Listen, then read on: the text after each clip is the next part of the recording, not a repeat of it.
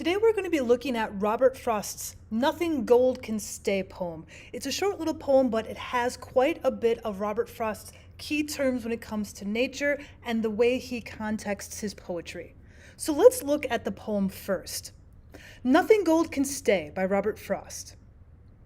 Nature's first green is gold, her hardest hue to hold. Her early leaf's a flower, but only so an hour. Then leaf subsides to leaf, so Eden sank to grief. So dawn goes down to day, nothing gold can stay. So let's look at nature's first green is gold, the first line. Well, this line is giving us the setting of the poem. It is a nature poem. Now, nature's first green usually makes us think about spring, about rebirth, about renewal. The speaker, though, says this first green is actually gold. This makes us think of trees like the willow tree, which in early spring might have this golden kind of color before they mature into green. But it also makes us think of the morning as the sun is rising. It makes everything a bit golder than normal as the sun begins to shine on everything. Everything is bathed in a dawn light, kind of like this picture. So line 2 is her hardest hue to hold. So we have our speaker telling us that nature is gold before it's green, but then they go on to say that gold is the hardest hue or color for nature to hold or to keep. So the first color we see in spring, it doesn't stick around very long. So what does that mean? Well, the idea of nature having an easy or a difficult time holding on to something is an example of personification. Nature is being personified here, trying to hold on to the color or the hue. It's actually made into a more of a feminine figure. And then, of course, check out all those H sounds. Her hardest hue to hold. That's called alliteration. All those rapid-fire H sounds right in a row force us to slow down and really ponder the meaning of the line.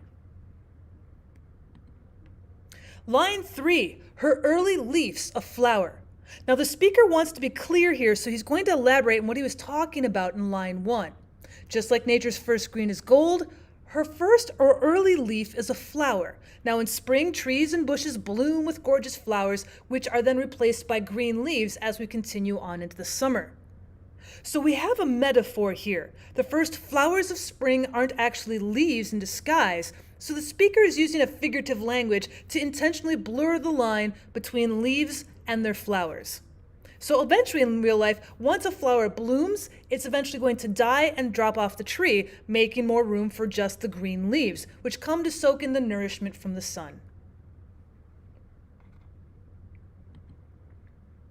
So then we move on to line 5. Then leaf subsides to leaf. Well, this line shows us what happens after the early leaf is no longer figuratively a flower. Now we're actually looking at the leaves. But the speaker doesn't say becomes. They use the word subside. That means that the first leaf sank down or it settled to become another leaf.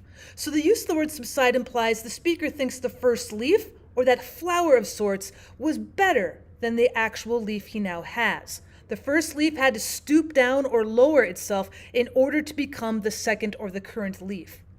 Now, going with our two interpretations, that means either spring blooms and flowers are more beautiful than a full leaf of summer, or maybe the leaves in the early morning are much prettier than the leaves, say, at midday when it's no longer as golden as the morning. But only so an hour. So this line completes the first alternating structure of the first 4 lines. So when we go back and look at line 4, if nature's first green is gold and it doesn't stick around long, then it only makes sense the first version of the leaf, which is the flower, it didn't stick around long either. So as the speaker says in this rhyme, the first leaf is a flower, but only for an hour. Now this doesn't literally mean the trees or plants the speaker's referring to bloom exactly for an hour. There's just this sense of shortened time.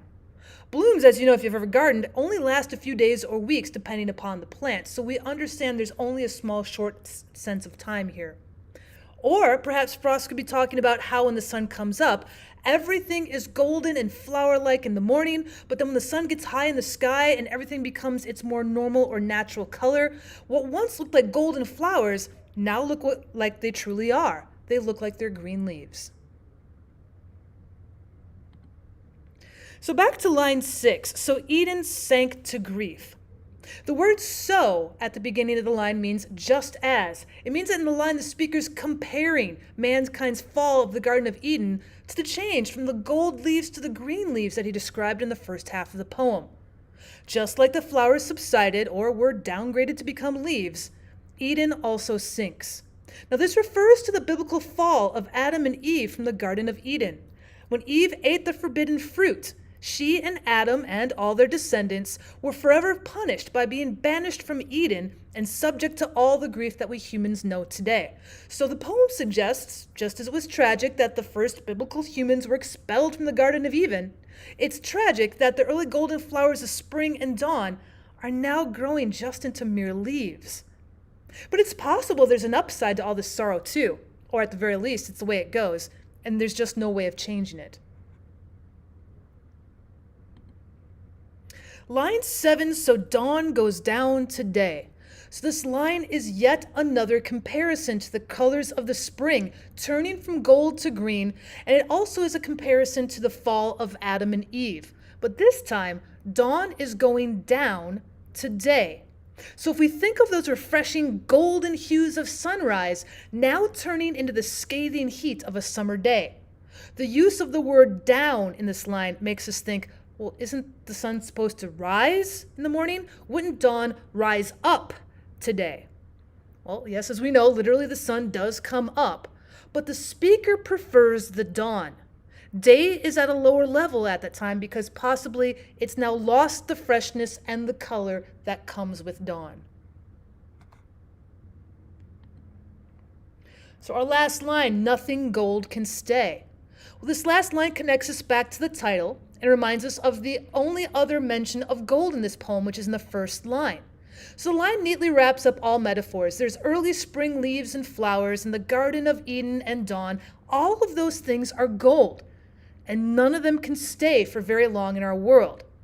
So gold is very important to this particular poem. After its brief appearance as a beautiful color or a feeling of contentedness or whatever can be fresh and new and wonderful, it has to hit the road, leaving us with just the normal plain green leaves, or people who will know sin and guilt, and the bright boring light of the day. So when we look at some of the lines, we will see other parts of poetry. We do have alliteration and assonance, consonants, and slant rhymes going on. First of all, we worked with alliteration in line 2. Her hardest hue to hold. Check out all those H's. Very much an alliteration. Her early leaves of flower in line 3. We see all of these L's happening. That would be consonants. It's not alliteration because all of the L's are not at the beginning. We can see early is in the end. We see flower, we have the L sound with the F first, and of course leaf is at the beginning. So that is consonants, just repeated consonant sounds. Lines 5 and 6, then leaf subsides to leaf, so Eden sank to grief. Well, we've got the long E's of leaf and grief and Eden, so we're hearing assonance there. Assonance is just like alliteration in consonants, but this time we're working with vowels. Look at all of the E's in lines 5 and 6.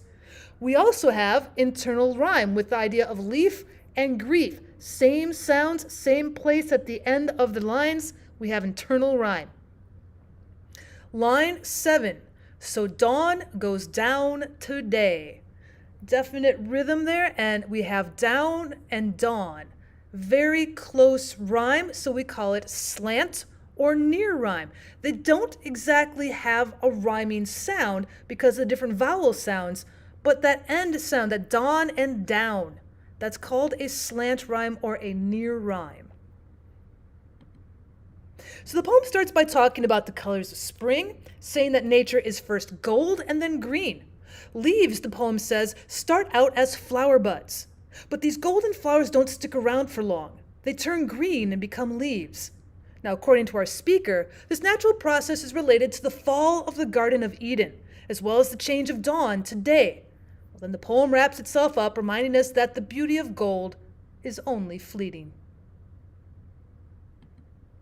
Now, if you've ever seen golden buds of a willow tree in early spring, or woken up before dawn to watch the hues of a sunrise, or even fallen in and out of love, you know that nothing gold can stay. I mean, puppies become dogs, and kids become adults, and the rosy glow of newness is beautiful, but it's fleeting.